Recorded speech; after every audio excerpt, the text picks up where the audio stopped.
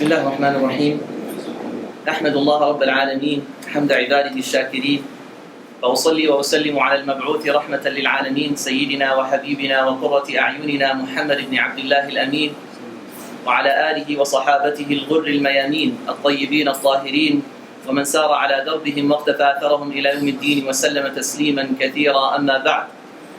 Dear brothers and sisters in Islam, Assalamu alaikum wa rahmatullahi ta'ala wa barakatuh. I'm pleased and honored to introduce our guest speaker for tonight, Dr. Hatem al-Haj. Our community is blessed to have him for the second time in our masjid here. Dr. Hatem al-Haj, as most of you know, finished his PhD in comparative fiqh from Al-Jinan University. He finished his master's degree in Islamic law in Sharia from the American Open University. Dr. Hatem al-Haj also graduated with honors from Alexandria University Medical School. He has board certification in pediatrics by the American Board of Pediatrics. Currently, Dr. Hatem al-Haj is an imam at Al-Wali Center Islamic Center in Addison, New Jersey. He is also Dean of the College of Islamic Studies in Mishka University, the Islamic University of North America. He is a member of the Permanent Fatwa Committee at AMJA, Assembly of Muslim Jurists in America. He is the President of the Board of Trustees for the Building Blocks of Islam. He is a member in North American Imam Federation. Our speaker for tonight, Dr. Hatem al-Haj, has many published books and articles in both languages, Arabic and English. And for more information about him, I would recommend every one of us to visit his website, www.drhatemalhaj.com, where you can find many Islamic resources, classes, lessons of a great benefit. On behalf of our community of Northeast Pennsylvania, I would like to thank Dr. Hatem al-Haj for his kindness of accepting our invitation and for joining us tonight to share his knowledge and to give us the opportunity to benefit from his knowledge. May Allah subhanahu wa ta'ala put barakah in his knowledge, his effort, his time, and his family. Ameen. His speech today will be about weakness of faith, its reasons, and how to cure it. With nothing further to say, please join me in welcoming Dr. Hatem al-Haj and enjoy and benefit from his speech. بسم الله الرحمن الرحيم والسلام على رسول الله وعلى آله وصحبه ومن والاه ثم أما بعد to proceed. I don't know how we can collect such a long introduction, but some of it is from the internet and it is not up to date, so I'm not the Imam of Masjid al-Wali and I'm not the Dean of the Islamic Studies, the College of Islamic Studies. I'm on a sabbatical, extended sabbatical. So, but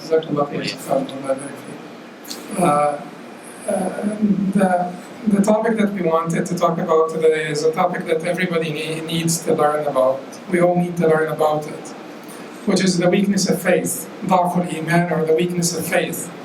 This could also be, this is also related to the wavering certainty, ضعف اليقين. It is also related to the loss of this weakness of faith, فقدان حلاوة الإيمان.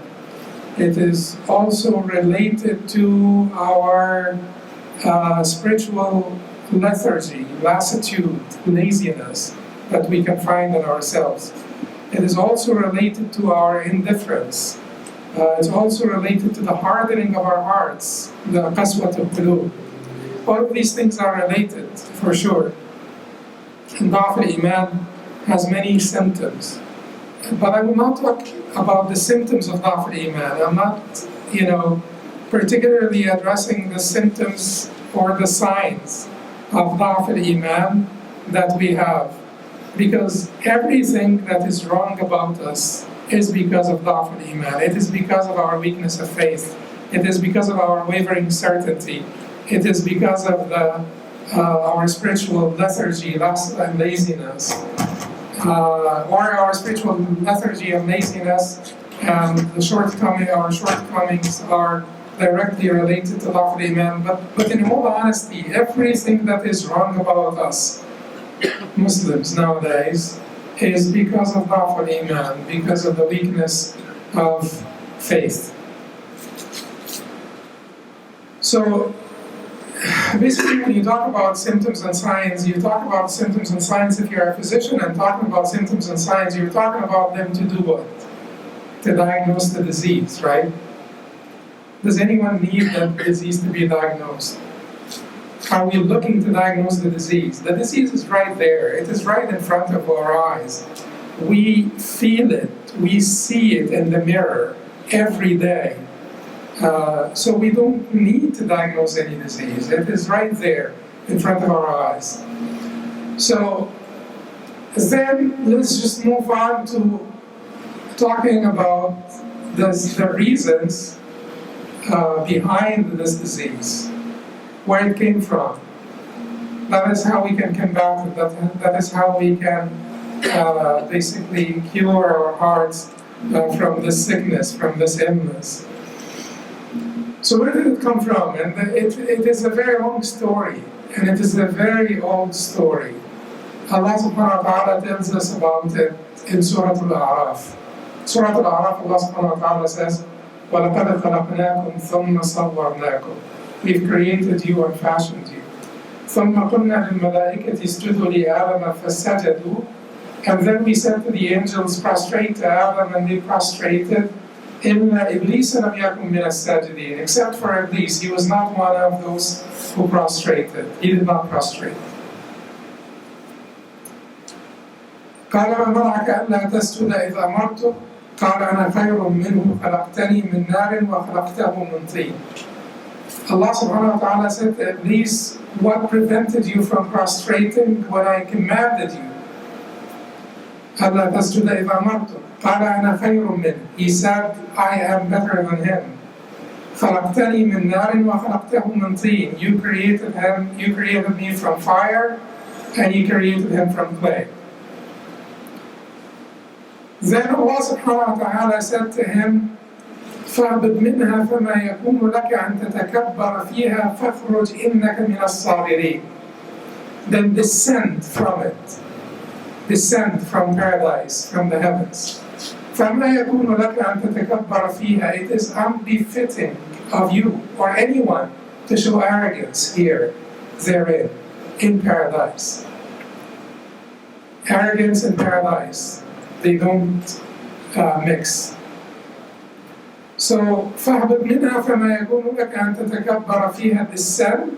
It is unbefitting for you or for anyone else to show arrogance therein. You will be of the ones disgraced. You will be of the ones debased. مِنَ الصَّاغِرِينَ. قال أنظرني إلى يوم يبعثون. The shaitan said, أنظرني إلى يوم يبعثون. Reprieve me, delay my punishment, reprieve me until the day of the resurrection. قال إنك من المنظرين. Allah said, you shall be reprieved. قال فبما أغويتني لأقعدن لهم صراطك المستقيم. Because of you misguiding me, I shall sit by your straight path. I shall bar them, sit by to bar them from your straight path. صراطك المستقيم. لَقَعْدَنَّ لَهُمْ صِرَاطَكَ الْمُسْتَقِيمَ. I'll sit by your straight path to bar them from it, to prevent them from it. And then the shaitan details the plan. The shaitan gives us a detailed plan of his work, which if we only pay heed to it, we will be able to counter his plan.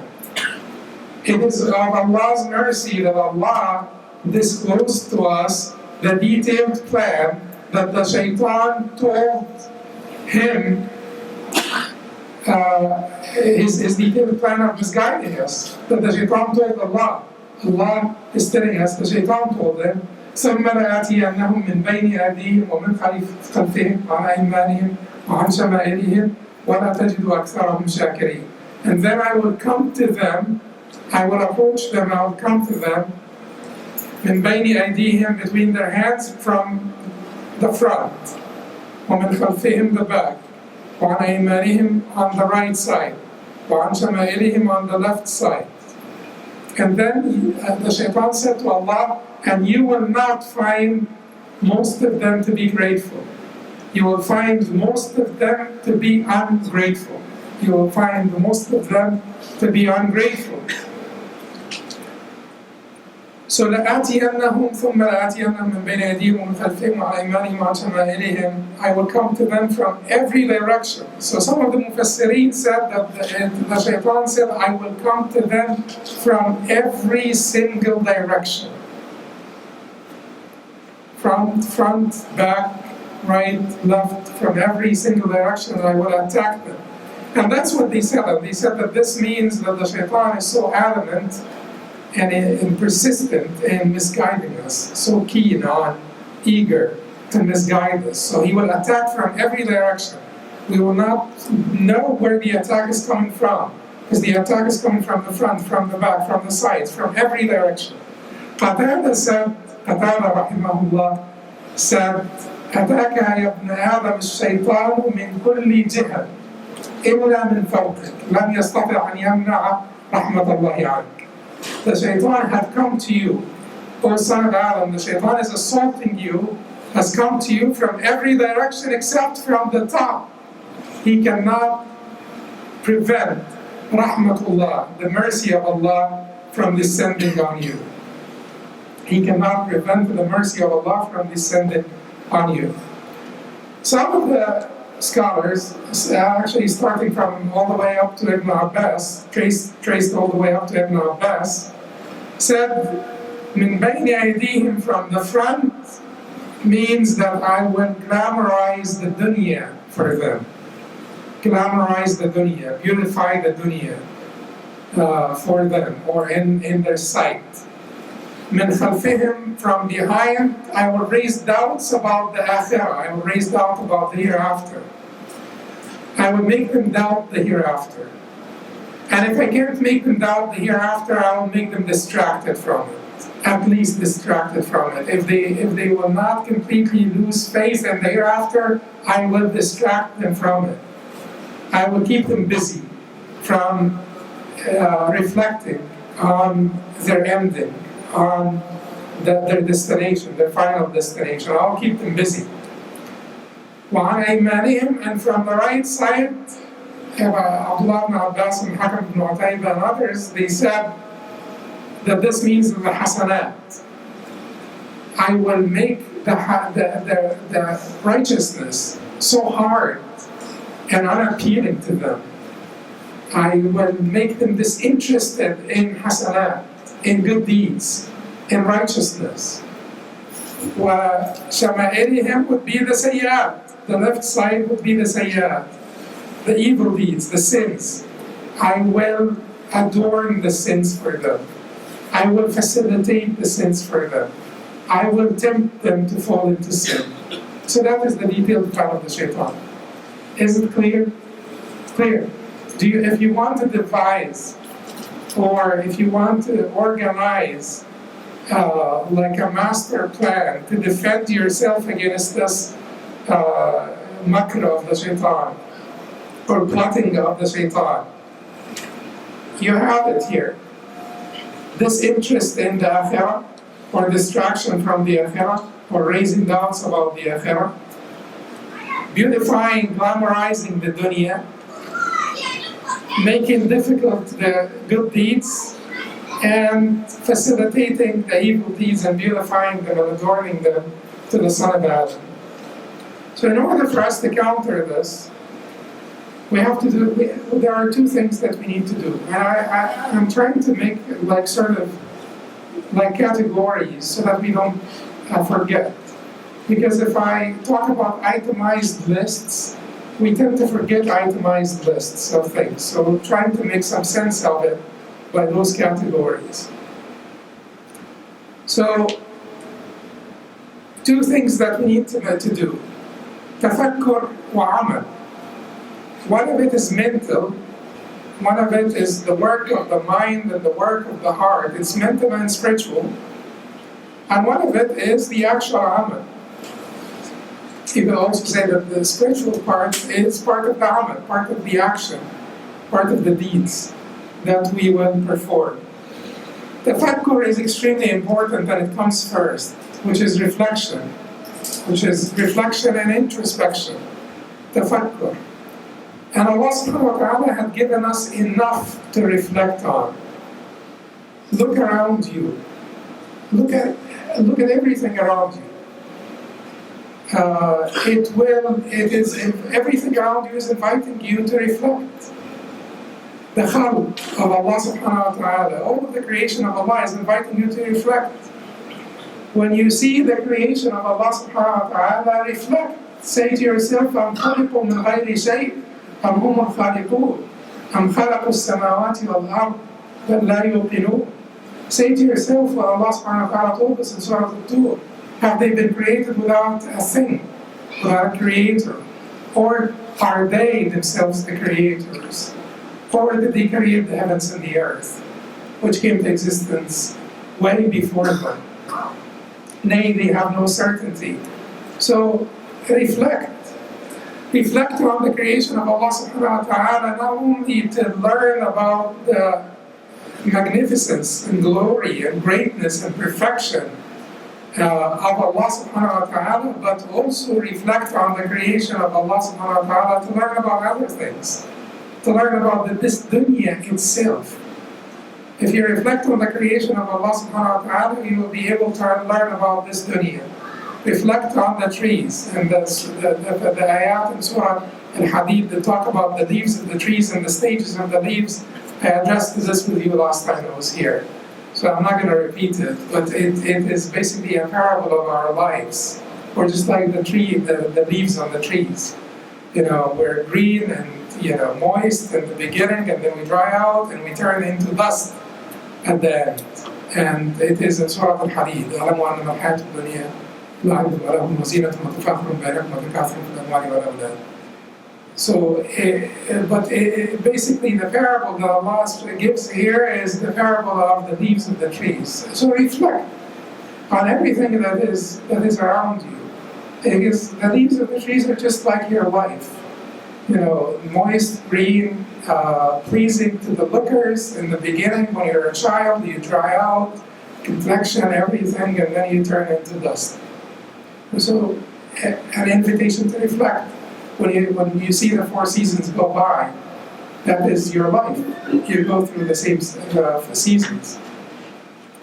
And then you want to also reflect. At the end of this, Allah subhanahu wa ta'ala said, وَمَا الْحَيَاةُ الدُّنْيَا إِلَّا مَتَاعُ الْغُرُورِ. And the life of this world is nothing but a deceiving enjoyment. مَتَاعُ الْغُرُورِ, a deceiving enjoyment. You want to also reflect on the events that take place around you, not just the creation of Allah subhanahu wa ta'ala, everything that is happening around you, the inconsistency in everything around you, and the major events that happen around you. Reflect on war and peace. Reflect on poverty and wealth. Reflect on, disease and health. Reflect on all of this. It's all around you. Could this be all in vain? Could this be all purposeless? We were created, and some of us were made poor, and some of us were made wealthy.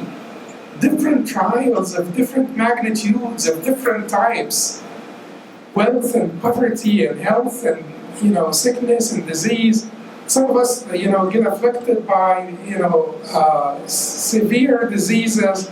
Some of us die at an early age. Some of us continue to live until they become senile and they do not know anything, or they know little about anything. And some of us continue to live, until they complete the 360 degrees and they're back in diapers. Is this all in vain? Could this be all in vain? Allah subhanahu wa ta'ala created some people so that some of them suffer from cancer at the age of 15 and 16, and some of them could live until they become senile, and some of them have happy lives and wealth, and some of them have children, some of them don't have children, some of them, get tormented, by tyrants, and some of them lose their lives and loved ones in war, and some of them live in peace for their entire lives, and all of them are righteous and evil. Righteous people go through all of this, and evil people also can have. So there is nothing that is. So this can't be it. This can't be the end of it. There has to be something beyond it, which will make us reflect on the necessity for the presence of another life to come. Allah subhanahu wa ta'ala tells us in Surah Al-Qalam, أَفَنَجْعَلُ الْمُسْلِمِينَ كَالْمُجْرِمِينَ. Shall we make the Muslimin, the submitters, those who submitted to our will, those who conformed with our divine will and submitted, shall we treat them like the mujrimeen, like the wrongdoers, like the evildoers? Should we make everybody the same? The victim and the victimizer, will they be the same? So reflect on everything around you, not only the creation of Allah subhanahu wa ta'ala, but keep in mind everything is the creation of Allah, even our actions and all of the events are the creation of Allah. But not only reflect on the physical existence around you, but reflect on whatever is happening. Reflect on history, reflect on the present, and reflect on whatever happens to you as a human being, your feelings. Your feelings are an indication on the presence of a creator. How could nature provide you with feelings, with hate and love, rage, envy, gracefulness, graciousness, nobility, wickedness, treachery, treason, all of these things? How could nature provide you with all of this as a human being? So, tafakkur is extremely important. And there is one place, aside from this universal book that Allah subhanahu wa ta'ala basically spread out in front of our eyes, there is one other place that is even greater, more important, to exercise tafakkur, reflection in. Al-Quran. أَفَلَا يَتَدَبَّرُونَ الْقُرْآنَ. Don't they reflect on the Quran? وَنُنَزِّلُ مِنَ الْقُرْآنِ مَا هُوَ شِفَاءٌ وَرَحْمَةٌ لِلْمُؤْمِنِينَ. Allah said in Surah Al-Isra, وَنُنَزِّلُ مِنَ الْقُرْآنِ, we reveal of this Quran, مَا هُوَ شِفَاءٌ, cure, healing, وَرَحْمَةٌ, mercy, لِلْمُؤْمِنِينَ, for the believers. So if we're suffering from the worst of all diseases, weakness of faith, wavering certainty, lack of resolve, spiritual lassitude, where else do we find the cure other than the Quran, other than the Book of Allah, the speech of Allah subhanahu wa ta'ala? So everything that we talked about, reflecting on the physical creation, reflecting on the events, reflecting on the history, reflecting on the present, introspection, you will have all of this presented before you by Allah subhanahu wa ta'ala in His book to reflect on all of this. إنما المؤمنون الذين إذا ذكر الله, Allah says in the beginning of Surah Al-Anfal, وَجِلَتْ قُلُوبُهُمْ وَإِذَا تُلِيَتْ عَلَيْهِمْ آيَاتُهُ زَادَتْهُمْ إِيمَانًا. That's what we're looking for, زَادَتْهُمْ إِيمَانًا. Increase them in faith. إنما المؤمنون, verily the believers are the ones. إنما المؤمنون الذين إذا ذكر الله, when Allah is mentioned, or the ones whose hearts are fearful when Allah is mentioned. إذا ذكر الله وجلت قلوبهم, whose hearts become fearful, tremble out of fear when Allah subhanahu wa ta'ala is mentioned. وَإِذَا تُلِيَتْ عَلَيْهِمْ آيَاتُهُ زَادَتْهُمْ إِيمَانًا. And when His verses are recited to them, they increase them in faith. When His verses are recited to them, they increase them in faith. So to learn is important. The ilm is extremely important. And the Prophet ﷺ, how much does the Prophet advise us about learning the deen of Allah subhanahu wa ta'ala? And the best discipline of knowledge is the knowledge of the Quran. That's the speech of Allah subhanahu wa ta'ala.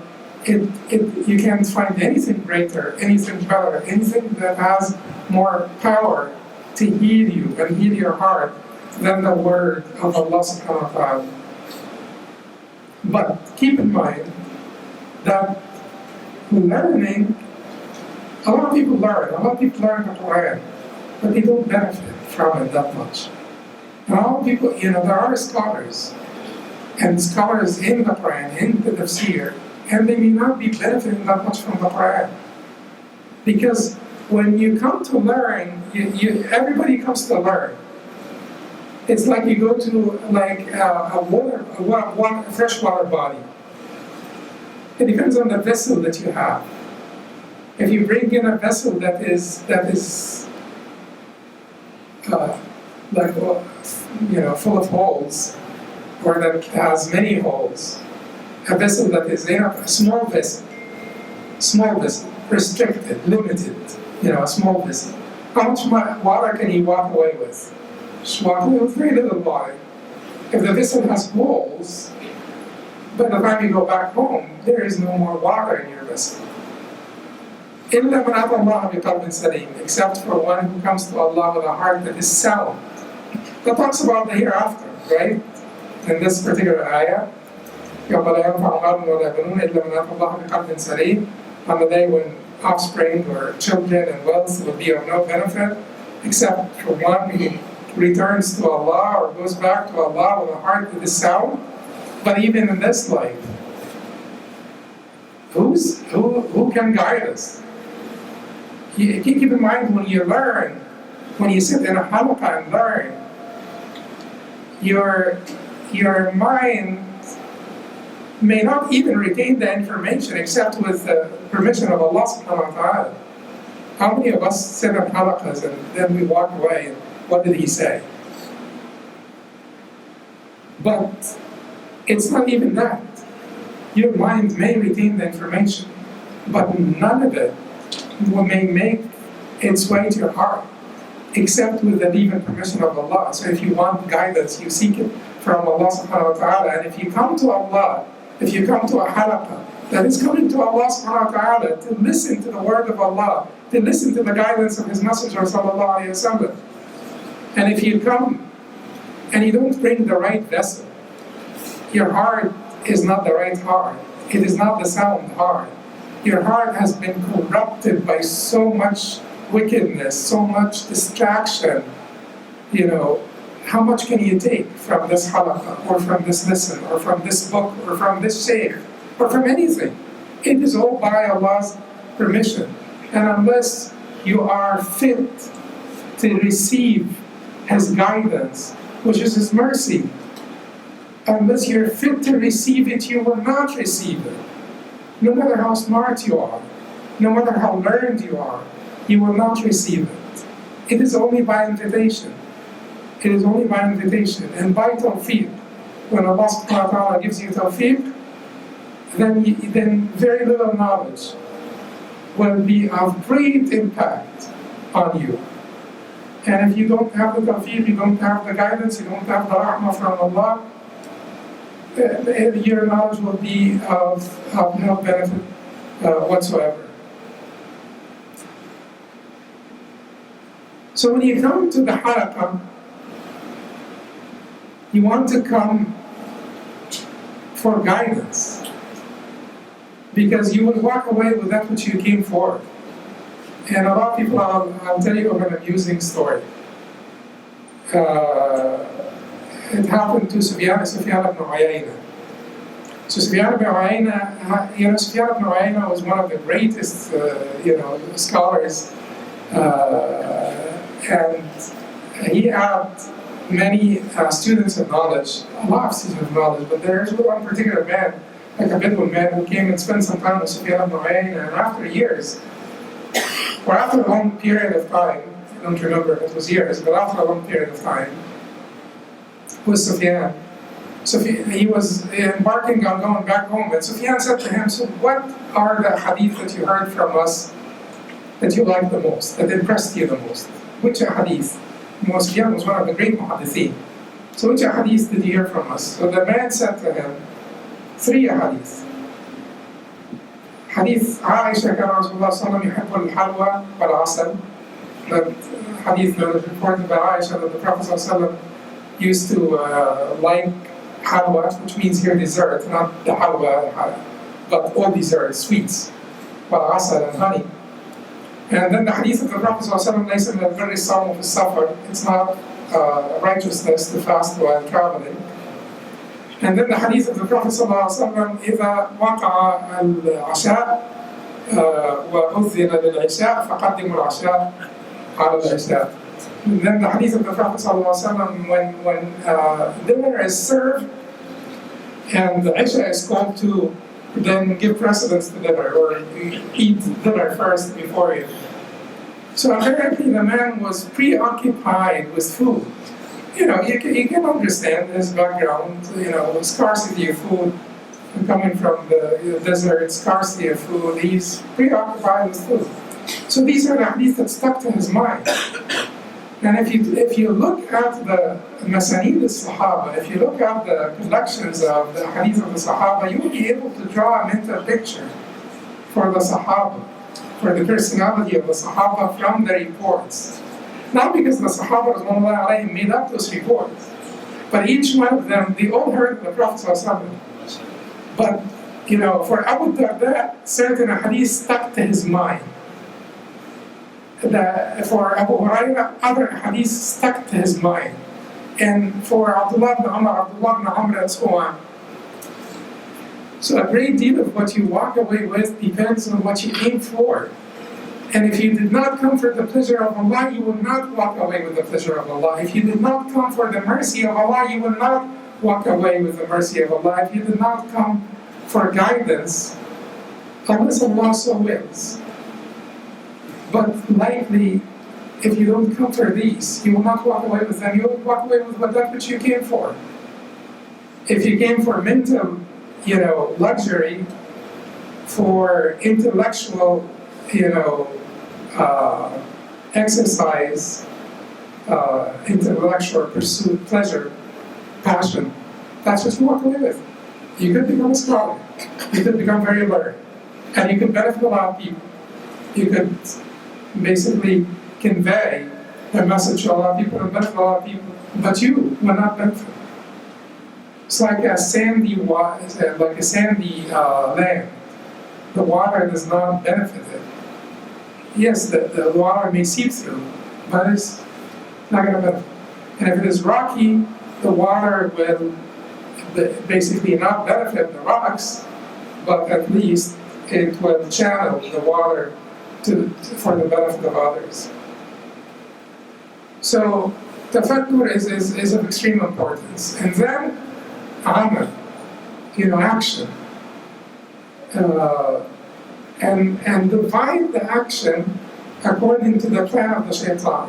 He has this four-pronged plan. And organize your actions to counter this four-pronged plan of the shaitan. من بين أيديهم, before them, من خلفهم, behind them, on the right side, on their left side. I will raise doubts about the hereafter in their hearts, or distract them from it. I will beautify and glamorize the dunya in their eyes. I will make hasanat, make the good deeds hard for them and unappealing. I will make the bad deeds or the evil deeds so tempting to them and appealing. And this is his plan. So to counter the plan of the shaitan, if you begin by the dunya, because should we talk about the hasanat and sayyat first, or should we talk about the dunya first? Should talk about the dunya first, because unless you get this out of the way, you will not be able to get to the next step or phase. You will not be able to excel in your worship of Allah. And I'm not saying get it out of the way, meaning that you will be a hermit, because there is no monkship in Islam. There is no monasticism in Islam. Islam asks us to stay engaged in life righteously, while conforming to His will, to the divine will. And even if we make oodles of money, the money should never distract us from, the hereafter, from being of the children of the hereafter, from being of the workers for the hereafter, not the workers of the dunya. Even if we're making so much money, even if we're making so much inventions and, we're extremely creative, innovative, we're the best, like IT people, we're the best doctors, we're the best of this, we're the best of that. We're still workers for the hereafter. We are still of the children of the hereafter. All of this is not able to distract us from being focused on the final destination, from having a clear target that we are working for, that we are heading toward. So the dunya, some people are downright slaves of the enjoyments of the dunya. The Prophet described this for us, right? The hadith reported by Ibn Majah and a variant reported in Bukhari from Abu Hurairah radiallahu anhu, where the Prophet sallallahu alayhi wa sallam says, "Ta'isa abdu dinar wa abdu dirham wa abdu khamisa ta'isa wa antakas wa idha shika falam taqash aw falam tuqish," meaning that may he not prosper, may he perish, may he live a life of distress, ta'is, may he live a life of distress. The slave of the dinar and the dirham, different types of currency, the slave of the dollar and the pound, the slave of the dollar, the slave of the pound, the slave of the euro, may he live a life of distress. The slave of fine garments, khamisa, fine silky garments, may he live a life of distress. He caused it himself. He brought this disgrace on himself. He accepted to be a slave to these things. He accepted to be a slave to the logo. And he pays twice or three times the price so that he shows off this logo. He accepted to be a slave of these things. And then the Prophet said, may he live a life of distress, may he relapse into distress, may he relapse into wickedness all the time. And then if he is pricked by a thorn, may he not find someone to take it out. If he was pricked by a thorn, may he not find someone to take it out. That is أَفَرَأَيْتَ مَنِ اتَّخَذَ إِلَهَهُ هَوَاهُ. Have you not seen him who took for his God his own desires? And the desires could be multitudes of desires. But certainly the desire of money is one of the most ardent desires. Desire for money. And this is a completely different topic that we don't want to get into because it will distract us from that plan, from organizing that plan against the Shaitan's plan. But it is important, even for people who don't have this ardent desire, it is important for them to not be distracted by other things, because there are some people that get distracted even if they don't. You find them very humble. They don't dress, not extravagant in any way. They drive like very humble cars. They're very humble people, but they're extremely distracted from the hereafter by other things. Some prepositional, pleasures like success, achievement, they would be pursuing something, an invention, an innovation, like to finish a particular study or whatever. They could be serving their families. إنما أموالكم وأولادكم فتنة والله عنده أجر عظيم. Allah tells us this in Surah Al-Taghabun.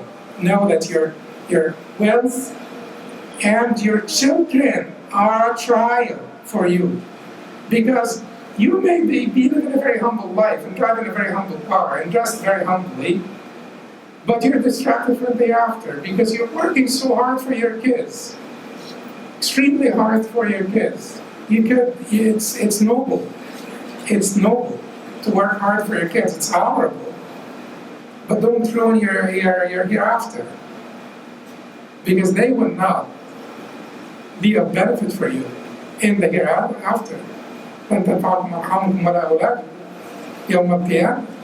that your kin and your children will not be of benefit for you in the hereafter.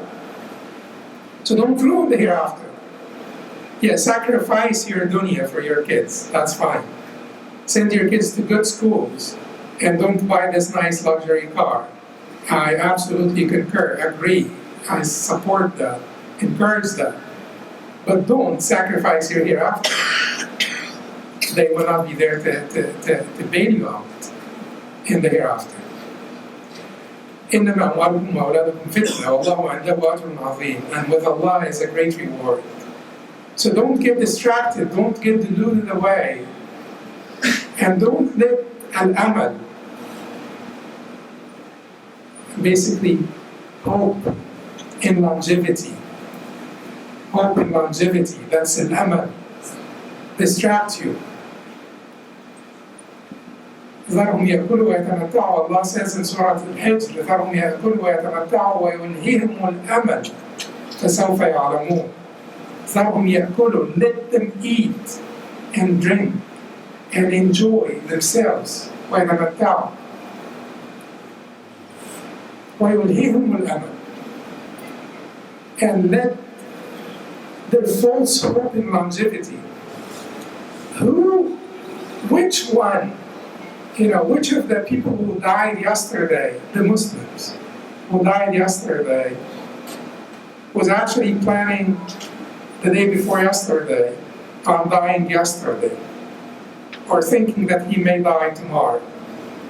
I mean, some people get told by their physician, you have one day, but even then, when you're told that you have one day, you'll say to yourself, and rightfully, because the physician does not know, this is in the hands of Allah, rightfully, you'll say to yourself, he doesn't know.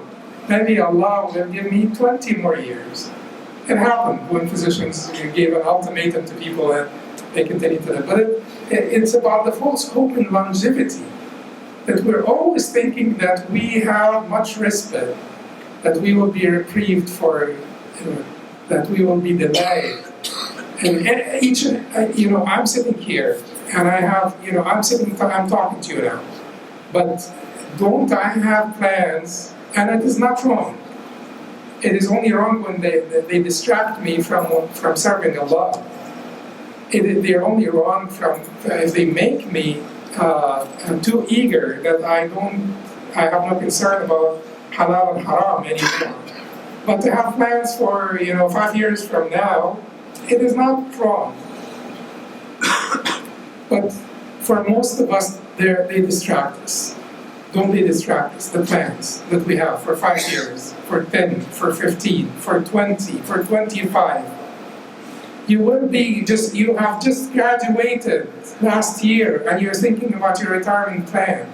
And they're telling you that you probably will live more than 90 years, because a lot of people are living more than 90 years nowadays. So when you think of your retirement plan, make sure that you're thinking ahead enough and that you're giving yourself enough cushion, because a lot of people are living past 90.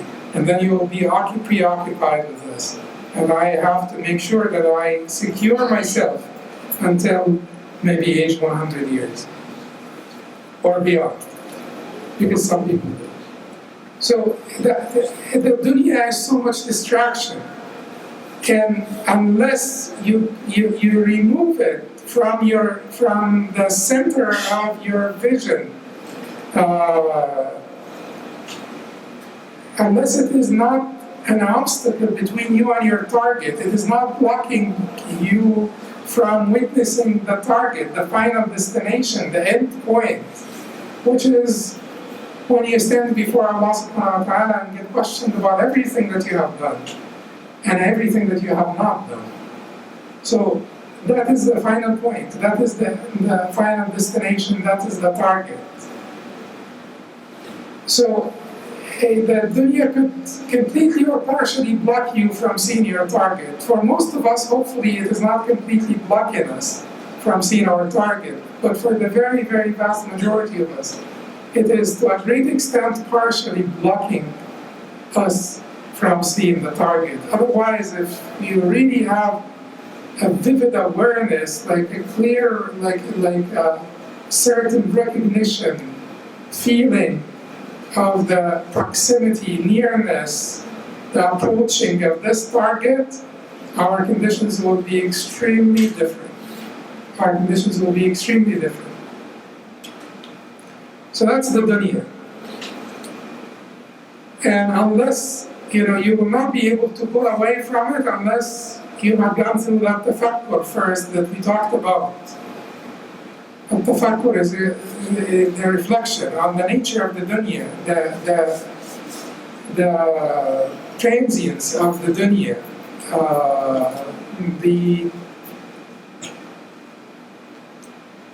and even if it will last forever, it is so little and trivial, insignificant compared to the hereafter. Even if it were to last for hundreds of years, it is still so trivial and insignificant compared to the hereafter. So without reflecting, you will not be able to pull away from the dunya, to be able to concentrate on the work that you need to do to increase your iman and to get closer to your target. Second is the akhirah. Second is the akhirah. And the Prophet ﷺ told us the first station of akhirah, which is the most tangible station of the akhirah in our awareness, remote. Death is the first station. Hayat al-Barzakh, it's the life in the Barzakh. That's the first station of the akhirah. Does not belong to the dunya or the akhirah. They are here. The cemetery is here. It's still in this world. But do they belong now to the akhirah or the dunya? They belong to the akhirah. They don't belong to the dunya. So it's a tangible station of the akhirah that Allah subhanahu wa ta'ala put before our eyes so that we could reflect on the akhirah and so that we could get ready for the akhirah. And the Prophet ﷺ told us, "Akthiru dhikra hadim al-ladhat." Remember often the destroyer, Hatem or Hatem, the interrupter of passion and pleasures, all enjoyments, passions and pleasures. Death. The Prophet said, death is the interrupter, the destroyer of all pleasures. Would any pleasure stand to death unless you keep it away from the focus of your thought? Would any pleasure overcome you? Would any temptation overcome you if death is in the center of your awareness, your consciousness? No temptation.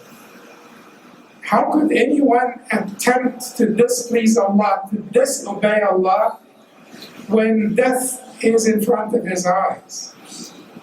You can't. So the frequent remembrance of death, and I know that for teenagers and for young men and women it is much harder because they feel invincible all the time, but they are not invincible. They need to learn that they are not. They actually need to go out to the cemetery and read the birth dates and the age of the people who died. Although I wouldn't remember this about myself, but some people write them. So you just go out and read, and you will be able to figure out that no one is invincible. Go out to any pediatric oncology ward in any hospital and see how many kids are dying with cancer. So death is a good treatment, healing for that disease of false hope and longevity that works for all people that are eligible, thoughtful, introspective, whether they are young or old. It's not only for people who are past 60 years of age or 40 years of age. It would work for all people if they're thoughtful. If they're not so thoughtful, nothing would work, even if you're 80. You could be 85, and death does not impress you, does not touch you, does not cause you anything. But in order for us to remember death, we want to remember it in a little bit more tangible ways. Because you can sit down with yourself and remember death, but it will never be like watching someone who's dead. This is a prescription. I can write this on a prescription. Do you find some hardening in your heart? Do you find some laziness, some lethargy? And this is a prescription. Watch someone who's dead. Go down in the grave with them. Lay them down in the grave yourself. And unless your heart is made out of rocks, you will be touched. And, the experience will certainly impress you and will remove much of the hardening of your heart.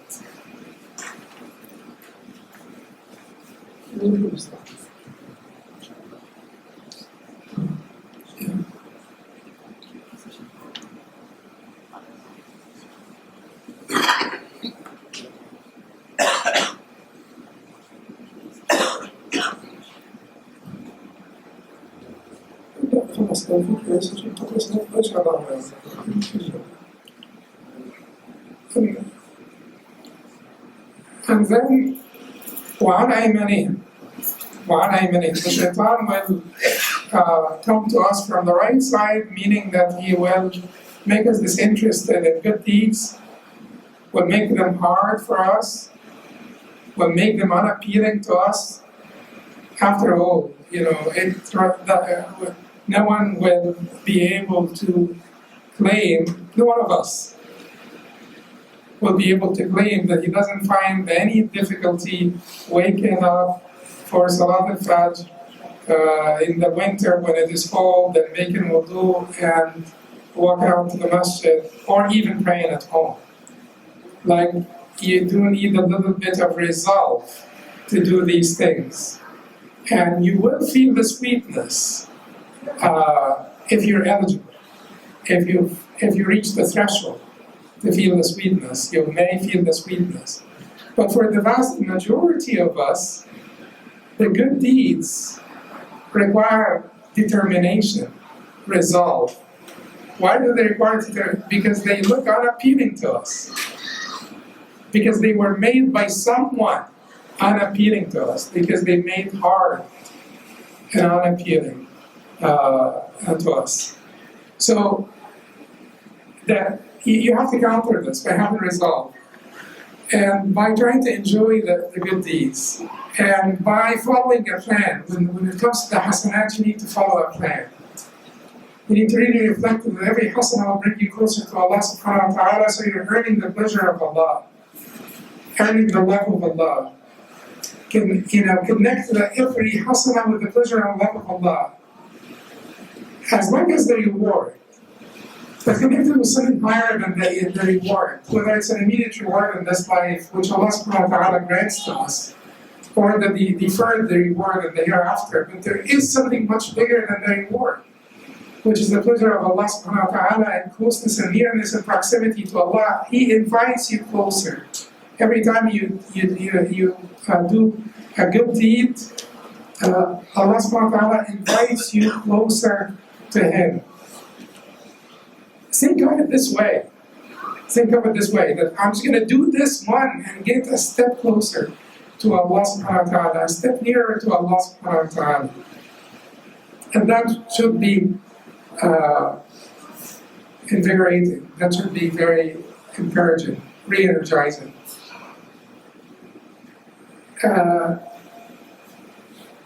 But hasanat, when there are certain things that we need to do. The scholars used to say, من لا يتم المعروف إلا بثلاث خصال تعجيله تصديره وتعجيله وسكته. And I will also add المداومة عليه.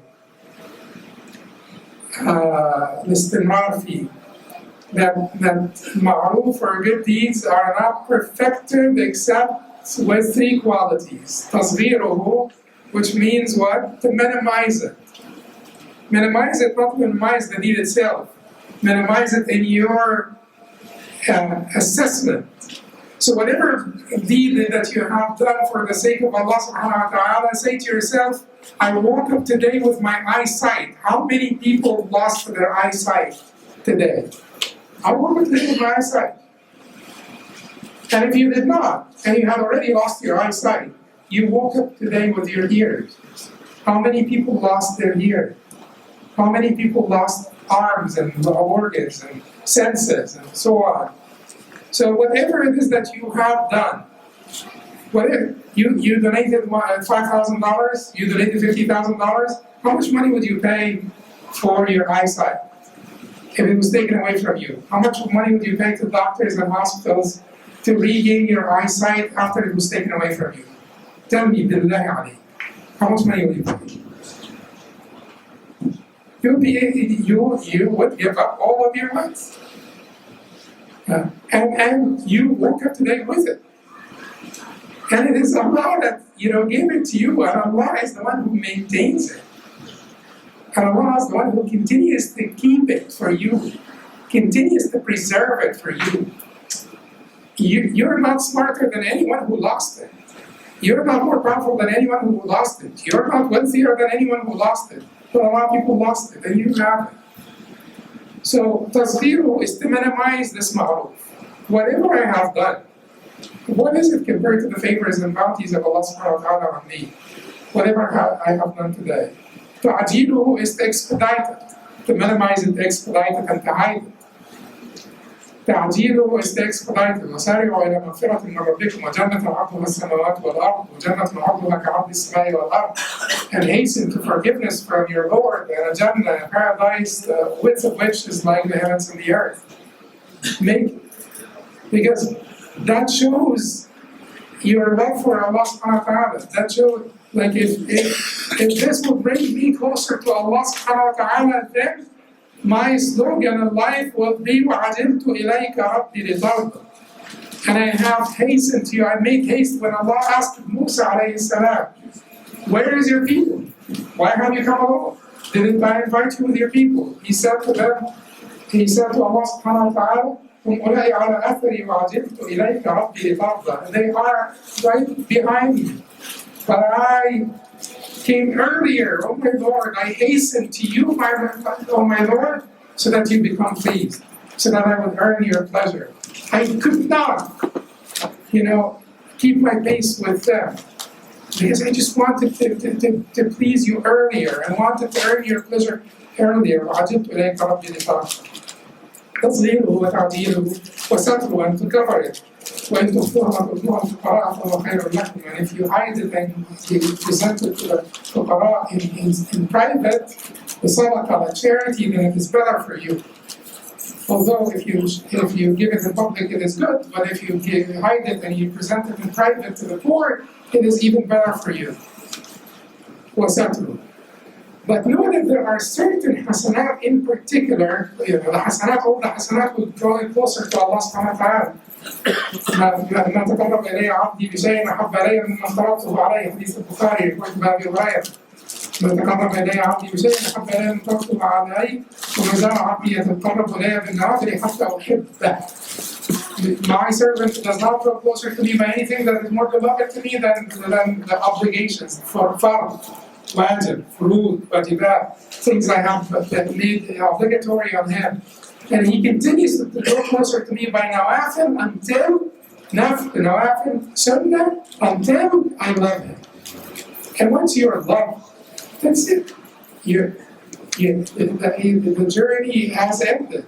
Once you are loved by Allah subhanahu wa ta'ala, is there any goal, objective, target that is greater, that is higher than being loved by Allah subhanahu wa ta'ala? And you continue to grow closer to him by nawafil until you are loved. But keep in mind also that there are certain good deeds that will get you even closer faster, and that are better treatments for the hardening of the heart. A man, Abu Darda, Tabarani reports from Abu Darda that a man came to the Prophet ﷺ and complained to him about the hardening of his heart. Qaswat qalb. So the Prophet ﷺ said to him, أتحب أن يلين قلبك وتدرك حاجتك ارحم اليتيم وامسح رأسه وأطعمه من طعامك يلن قلبك وتدرك حاجتك. Would you like your heart to be softened? And would you like to attain all of your objectives, your goals? Show mercy to the orphan. Show mercy to the orphan. Mercy to the weak. Mercy, mercy, mercy. الراحمون يرحمهم الرحمن. The merciful ones will be shown mercy by the most merciful. Mercy, mercy, mercy is what will make your heart softer. Particularly mercy towards the weak and unfortunate people with elders, youngsters, handicapped, weaker people, poor people, orphans, all forms of people that have any weakness. Show mercy. The Prophet ﷺ said, so show mercy to the orphan and wipe his head and feed him from your food. Your heart will be softened and you will attain all of your objectives. Your heart will be softened and you will attain all of your objectives. Now we have the sayyi'at and we have the conclusion. So maybe I will defer this until later because I think that we are running out of time. So we covered 3 of the 4 prongs of the shaitan, or the 4-pronged plan of the shaitan. The dunya, to counter his basically temptation by making us glamorizing the dunya for us, distracting us from the akhirah. We covered this also. We covered the hasanat on aymanihim. We're left with on shama'ilihim, the sayyat, and with the conclusion at the end. Inshallah, we will do this before Aisha or between the Taraweeh, inshallah.